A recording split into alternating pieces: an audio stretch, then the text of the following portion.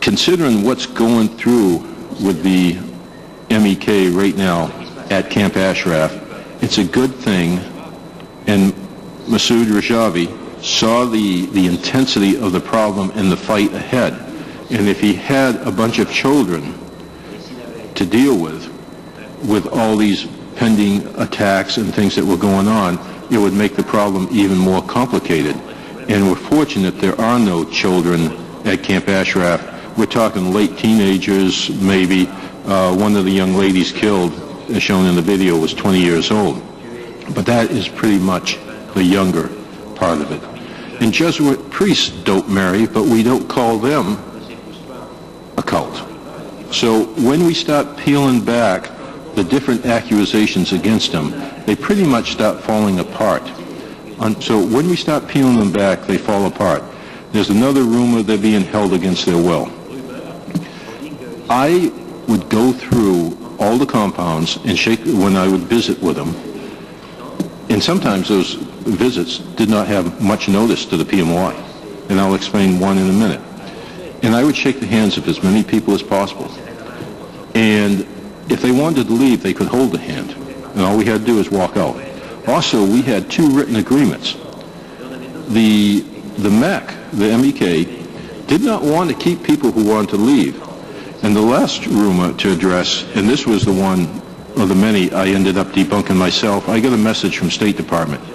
I had just returned from Germany, and the MEK had a training site on the compound, and it was at this exact location. And they were recruiting Iraqis at that time to be in it.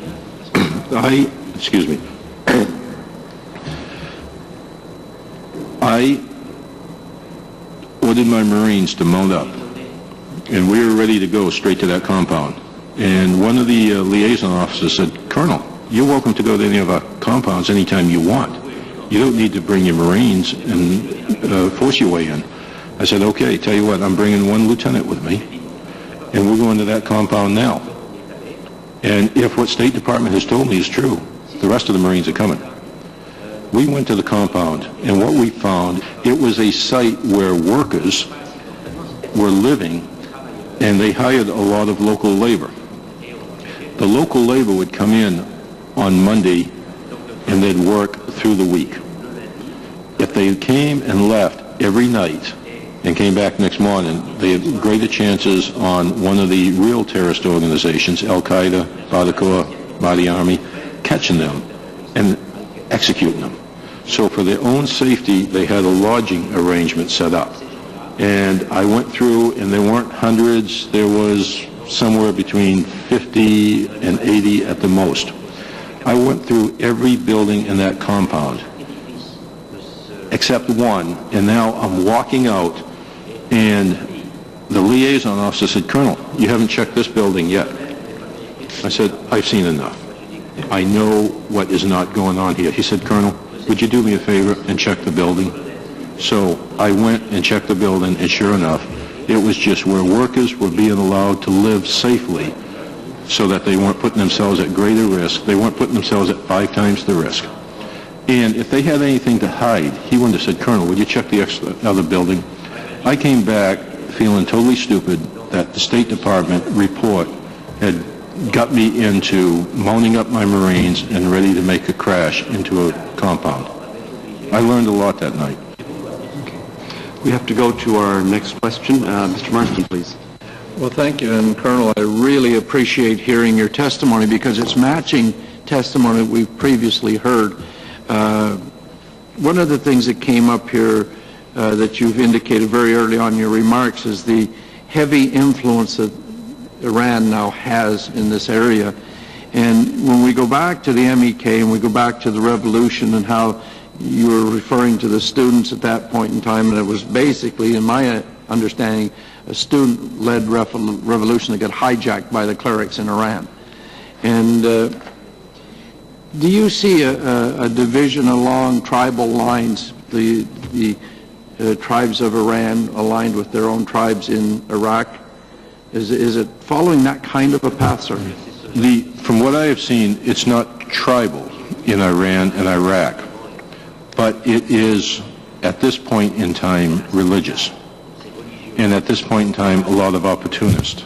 And I'll drop back to my role as the anti-terrorism officer for all of Iraq.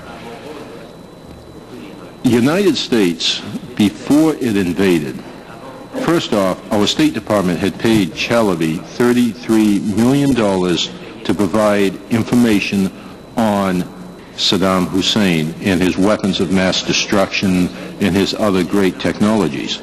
Defense Intelligence Agency had also provided him double-digit millions. Basically, Chalabi made about $100 million off the American taxpayer to give us misinformation. Then the State Department had Chalabi go to Tehran and make sure it was okay with them for us to invade Iraq and bring down Saddam Hussein. Well, of course it was. But one of the conditions the State Department received and the American government received is to also attack the Mujahideen al-Khalq.